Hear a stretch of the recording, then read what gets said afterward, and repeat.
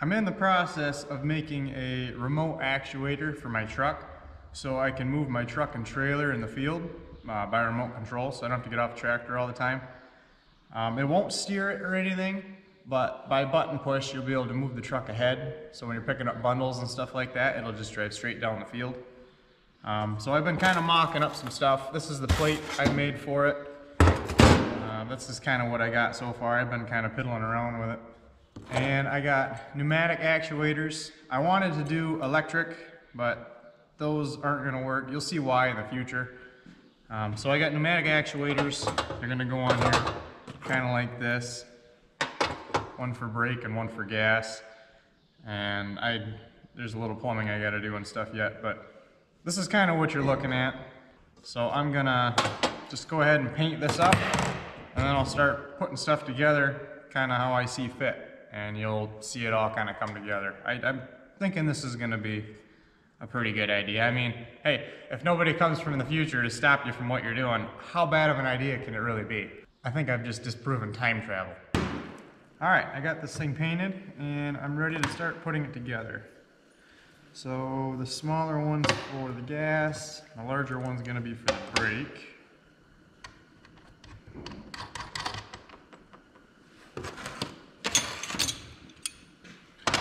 Alright, I put two nuts on here so you can lock them.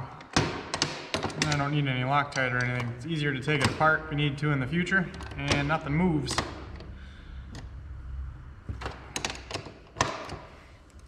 Just tighten them against each other. Leave some slop so that can move around a little bit. Nothing binds up that way.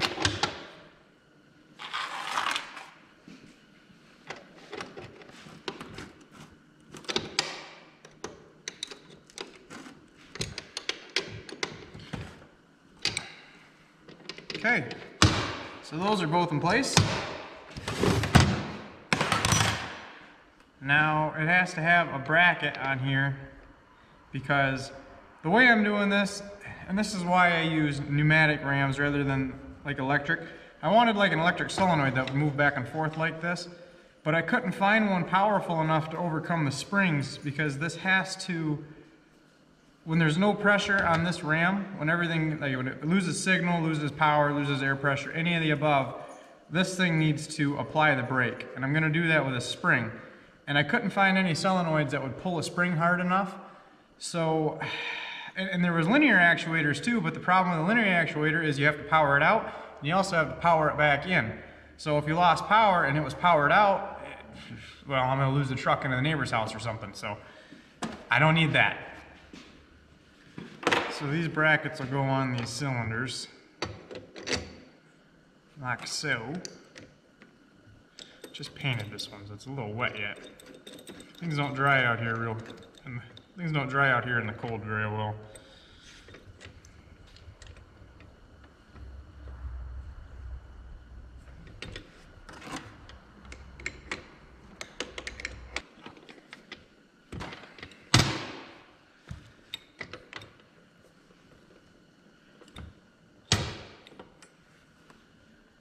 Okay, now I gotta remember what to do from here.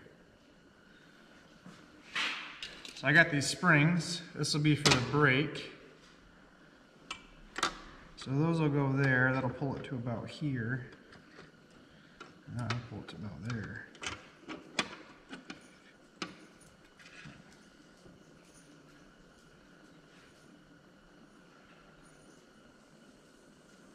You know, this could stand to be a little shorter, actually.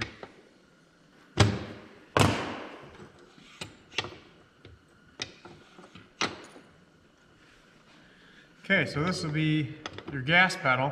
So the gas cable will come in here. You'll apply pressure here to pull the gas. Because the cables will run up on the firewall and they'll go behind the pedals and they'll pull the pedals towards the firewall with a pulley. So the cable will run in here. You'll apply air pressure here. It'll pull on the gas, and then when you let go, spring pressure lets off the gas. It'll should move faster without that plug in there. And the brake's kind of the same idea. Well, that's one way to do it.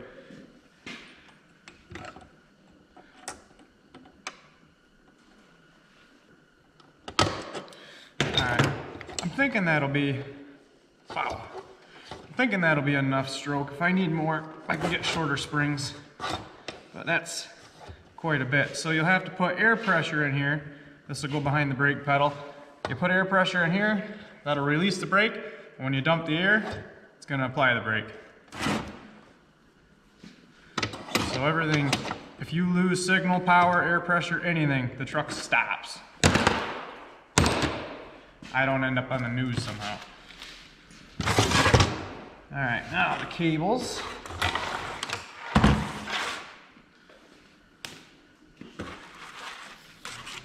These were just go-kart cables. I found these on Amazon. They just happen to be the right lengths.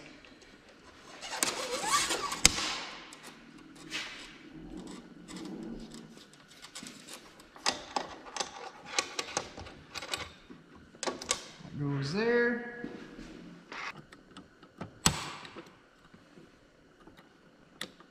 So what you want to do is just sit here and fight with the simplest snap ring for some reason. So these pins come out, the eyelet goes in, and that goes right through that. And both sides are the same way.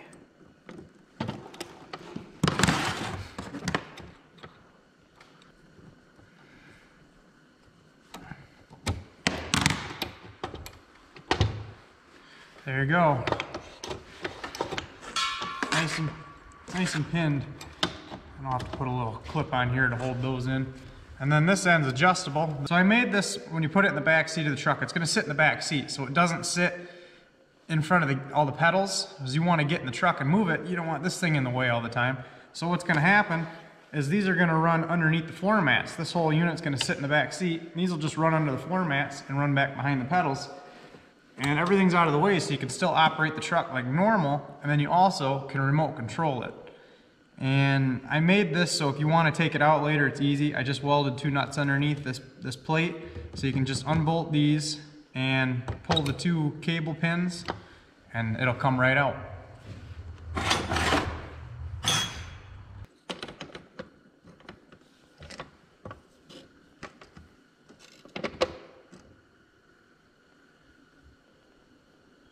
Oh man, I think we'll stop there. Okay, so it's got to be plumbed, so this one pulls back as this one pushes forward.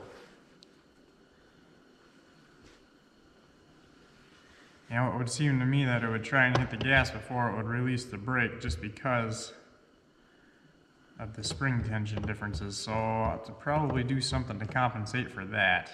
I got this 3-way 2-position pneumatic valve that will pressurize it when it's energized, and when it's de-energized, it'll dump the air pressure to both of these so they both go back to their resting positions. And I think I'm just going to mount that like right there.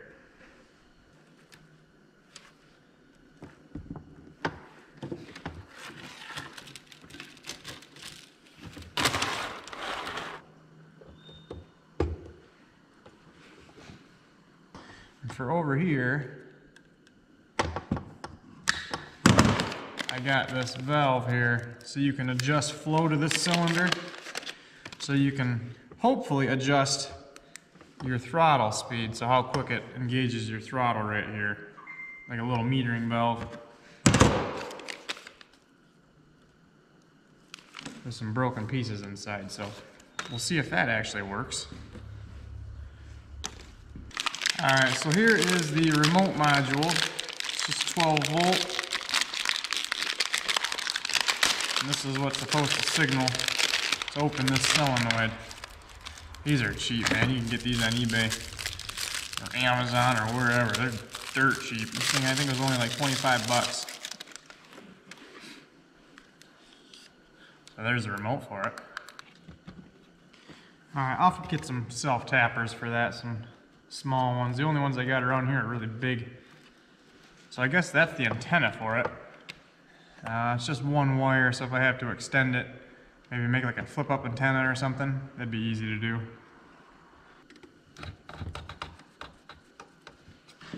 There's 3 terminals on this thing, and there's no instructions with it. I don't know which ones you're supposed to hook to, so we're just gonna take a guess.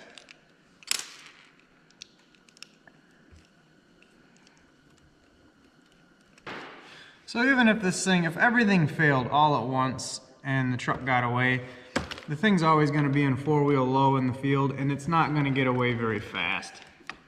But it ain't gonna get away. I was really worried I could put like a remote kill switch on it.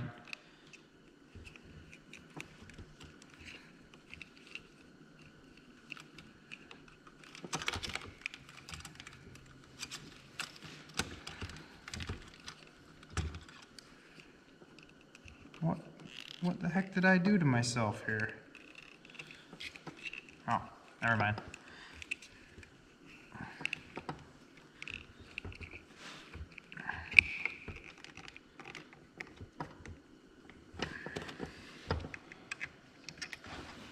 Alright, so that's battery.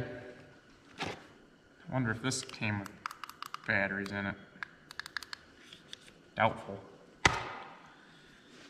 Okay, plumbed.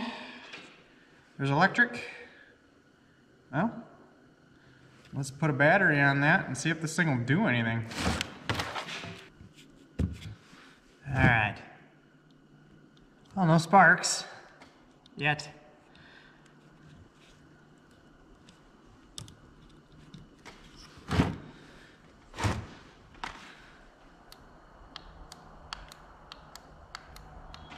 I don't think there's batteries in this thing. Oh, there is. Oh, you gotta pull a little thingamabobby out of there. Now what? Oh. There's two buttons on here and they both do the same thing. Riddle me that. It's gonna leak a little, but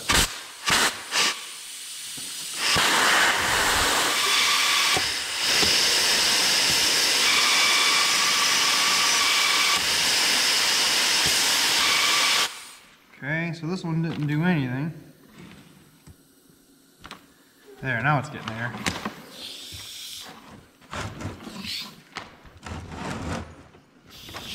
Try again. Okay, it's got air. Flip the switch. Let go of the switch. Flip the switch. Let go of the switch. So we need this guy to let go a little sooner. So either we need a little bit of a stronger spring. Let's mess with air pressure a little bit.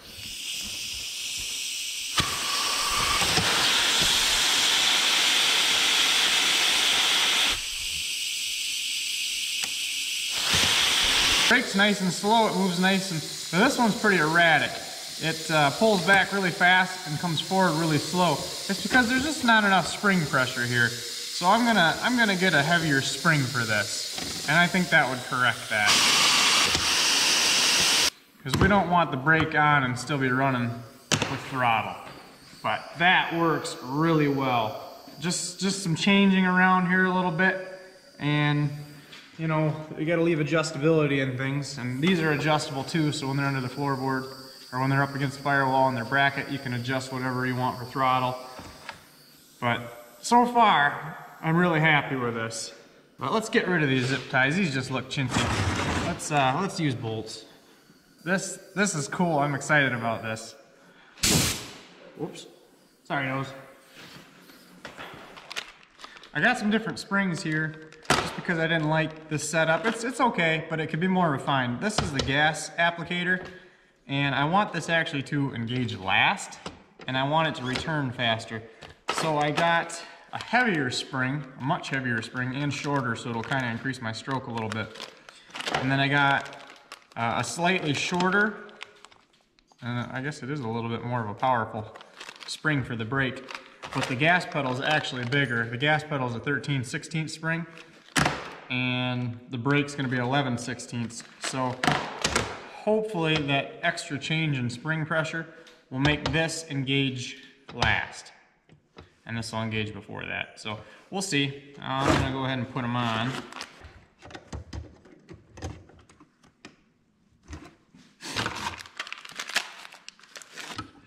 So this shorter brake spring will pull this brake back a little farther, and it'll give me more travel. This way I don't have to be as fine with my adjustments. All right, let's try this again. Let's see what it's like now.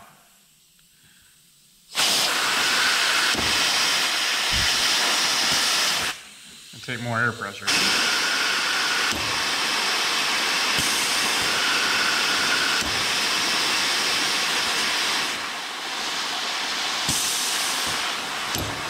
I like that it's slower now, it's not so jerky. That'll make it apply the brakes slower and it won't just... I actually like this better, for reasons being that when you apply air pressure to them, they're not jerky. They don't instantly, you know, like this wouldn't instantly apply the gas. It's a lot slower now because it has to overcome higher spring tension. I like that. And before I thought I was gonna have to dial down air pressure. I got my air compressor, by the way, just got this. And I was thinking I was gonna have to dial down the air pressure, so I was gonna have to do something different about the pressure switch on here. But being the way it is now that with the higher spring tension, I think I can just run it at full pressure. So that saves one step. And then, you know, if I don't like it, I can go back to my old springs. I don't think you'll need nearly that much holding power. I mean, you don't push that hard with your foot. But, you know, a little overkill never hurt anybody. Except for the ones it's killed. Heading back into the shop, get some more work done today. Been procrastinating for a while. It's been real cold, so I haven't really wanted to be out here much. So, on this, I did change something. I had the restrictor right here on the gas piston, and I moved it over here to just the main inbound line, and that made a huge difference. It slowed everything down and everything works at a much better pace now. So I got this bracket made right here, and it's got these pulleys that go inside of here. They're a lot bigger than I needed, but I couldn't find the small ones locally that I wanted. I bought these little pulleys local, and they said nickel plated, and I thought I could just grind the nickel off of them, but apparently you can't, because every time I tried to weld on them, they would just melt like to nothing. So I couldn't use those, so I got these bigger steel pulleys. They were zinc plated, but I was able to grind that off, and they welded up all right. So I'll put that back together and then mount this in the truck. Okay, so Dozer and I are doing some mock-up here. Down on the firewall is the bracket I got for the cables. You can see it kicks out from the wall a little bit. I did that on purpose just so the cables didn't have to do like a 90 degrees to go up. I didn't have to pinch them or anything. And you get full travel from the pedals still. I don't have the cables hooked up yet. They're just kind of sitting there. I just got it back here hooked to shop air right now just to kind of test it. As I said before, I moved the restrictor over here now on the inlet, and you can see how smooth that is. It's not jerky anymore. So this way when you let off, it doesn't slam on the brake and dump all your bales on the ground, and it doesn't jerk the gas when you go to take off. Now for the brake on this, I just cut a piece of PVC, and all you do is just activate the system, put the piece of PVC in here. It's a little hard to do one-handed, and then you just let off. And that's what holds your brake released. So now you can just drive the truck like normal. And then when you're ready to use it again, hit the button, pull it out, and you're ready to go to the field. Here's with the truck running.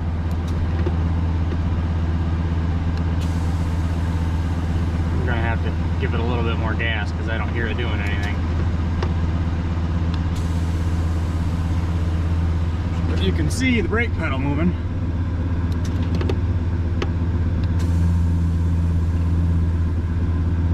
So here's with air, and here's without air.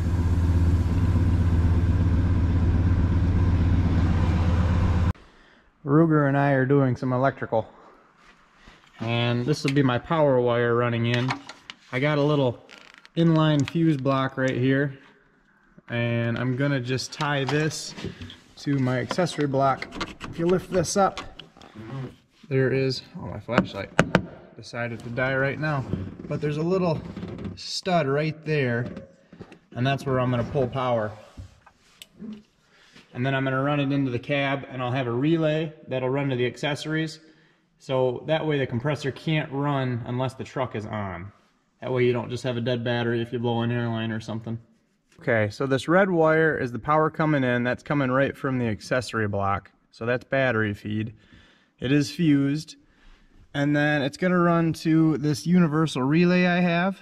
And that's what's going to trigger it on and off. So it won't run just directly to battery. And I'm going to control the relay with this little add a fuse. So what you do with those is you can find a fuse. Let me turn this flashlight down. You can find a fuse that's live when the key is in run or the engine started, and then to where it goes dead after you turn the key off, and that's what you can use for your signal. So you plug that or you want to pull power from, and you're able to keep your original fuse, and you're able to add another fuse to power something else with that little piggyback wire comes off of it. So that's really handy, but I got it running two things. I actually got it running the switches for my lights on the back of the truck, and it's also now going to power the relay. I'm not worried about size or anything because this relay is going to pull less than half an amp. It's going to pull nothing. All it's really doing is connecting battery positive to my compressor and controller in the back. Here's what it looks like together. The red wire coming in, that's your power from the battery. It is fused. This terminal here is what's going to run back to the compressor. And then the two small black ones are the signal wire. One comes from the add fuse from the fuse box that senses when the key's on, and the other one's your ground. You got to have a ground to complete the circuit. So when you have the key on, this relay will kick in and connect power. And then when the key's off and the truck's not running, nothing can happen. So it's an easy way to control it there. Alright, so you can see I got the two cables running up front, and then I got the one power wire, and the floor mats just go right over top of that. So it's nice and clean. Nothing's in the way of your pedals, so you can still drive the truck normal. And you know, if you don't look close, you'd never even know anything's going on. Let's not get caught up in the fact that I need to vacuum this out. Okay, so I got everything hooked up and finished. I did change out my throttle springs because I wanted less stroke. It was more predictable this way. But we're ready to give it a try. I did aim it for the snowbank, so if something goes haywire, well, it should stop it. Let's give it a go.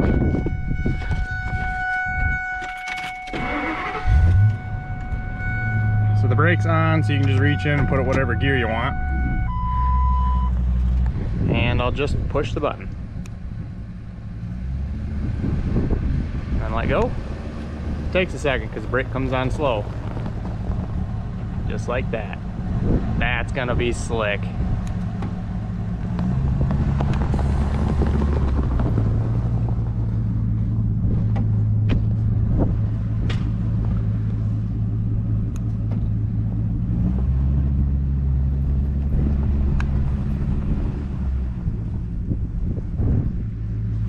I like that.